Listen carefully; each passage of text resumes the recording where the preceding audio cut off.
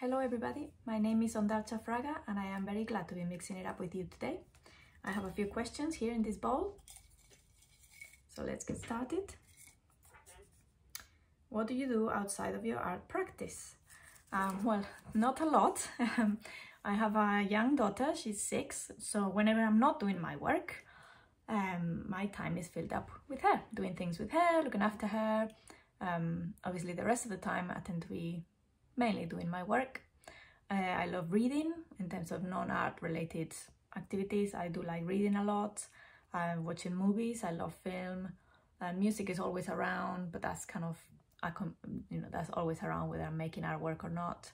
But yeah, I don't get to go to the cinema or things that are not relating to my daughter, but I do love going to museums with her. She doesn't like it that much yet, but I do try. I love making art with her. We'll do a lot of crafts at home. Mainly I let her kind of lead the way in that. My studio is at home as well, so it's a very blurred boundary between work time and non-work time.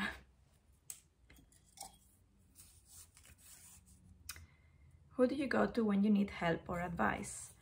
Well, if it's about something related to my own work, my first or whether it's not, actually, my first port of call is always my husband. In terms of art, he's an art historian, so I'm really lucky that he's always able to offer some useful advice or recommendation for a book or for an artist to look at. A lot of the time, I just need to talk at him rather than to him. But even in that, he's a very useful and a very patient man, so I'm really lucky. But yeah, usually he's always able to help, whether it's just by asking questions and by just allowing me to reflect and answer on those. I normally tend to get out of the block. Again, all my peers and friends, whether they're artists or not, depending on what the advice is that I'm seeking. My family, my brother is very good. He also kind of knows what, he's a scientist, but he is really good at listening. But yeah, mainly friends, family, close friends. That most of my close friends are also artists. But yeah, my husband is the lucky, unlucky person that I go to all the time.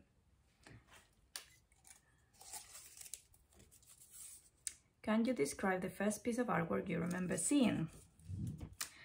Yes, I think it's probably not the first one I saw, but it's the first one that definitely made a deep impact on me emotionally, and it's the Winged Victory of Samothrace. I'm not sure if I'm pronouncing that correctly, but it's a Greek statue in the Louvre Museum in Paris, and I was visiting there with my parents when I was, I think, 10, 11, 12, around that time.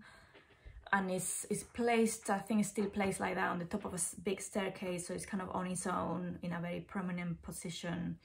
And I remember when my mum told me about it, the thing that impressed me the most was the fact that this had been buried under the ground for hundreds of years before it was discovered, and now it was out there for us to see up close. And it's this sense of this sort of precious object having been underground for so long and being so old. That really made an impression on me. And then also, which I still see it in this way, I think I read that at the time I probably didn't realize that it was missing the arms, so I took the wings to be the only arms of the figure, and the fact that the head was missing kind of made it kind of more ambiguous and open to, it could be anything. It didn't have a face or a head, so it became a sort of more of a hybrid creature between human and bird. And I think something about that really kind of allure me to it. So yeah, that was the first artwork that I felt being kind of sort of taken by.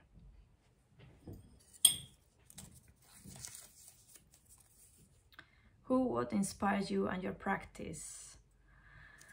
Well, there's lots of artists. At the moment, currently, because of the work I'm doing, I'm really slightly obsessed with the work of Agnes Martin and the grit and the delicate pencil lines of her work, and the minimalism and yet some sort of,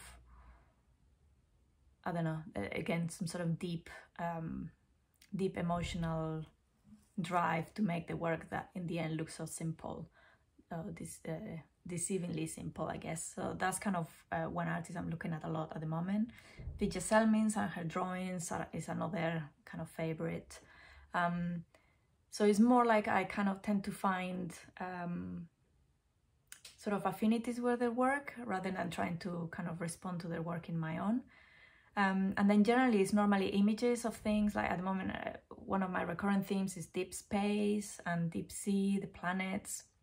I've been working now for a few years on responding to the Cassini images of Saturn.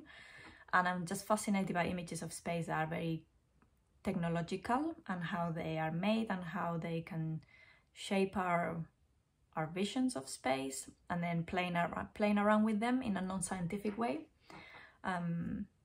So yeah, I find images kind of inspire. Normally images spark something and then they become the catalyst for the work, which in the end might be quite far removed from what the initial idea was. But yeah, those are kind of the themes that I tend to find more inspiring or being attracted to. And there's one more question. Do you have a favorite material or tool that you go to every time in your studio, and why? Yeah, so I tend to always work with a computer. That's usually the tool I use all the time, and the first place to kind of look for things. Find images. As I said, I tend to work for a lot of existing images I found in different places, so the computer is probably the first place to play about with them. I use like image processing software to either test something that I then want to do in drawing, or prepare images to then draw them. So yeah, the computer is my most regularly used tool. I probably couldn't do my work without it, or my work will be very different. And then drawing, normally is pencil on paper is my other kind of go-to kind of testing ground, where I can experiment with those images in different ways. So those are my most regular things, and I guess the reason why is probably to do with the immediacy of them. The immediacy of the digital technology is it's not just the immediacy of how fast you can test things out, but it's how many variations you can do quickly and then select from that. The same with drawing. You can kind of spend a lot of time with something, but also kind of quickly see if something is working or if it's taking you somewhere else. So yeah, I think the immediacy and the quickness of, you know, response that the materials give you as well. That's everything. Thank you very much for listening. It was a pleasure. You can follow me on Instagram as well, and my website. My website is hondartzafraga.com, and my Instagram is @hondartza.fraga, and you can find me there. Thank you very much. Bye.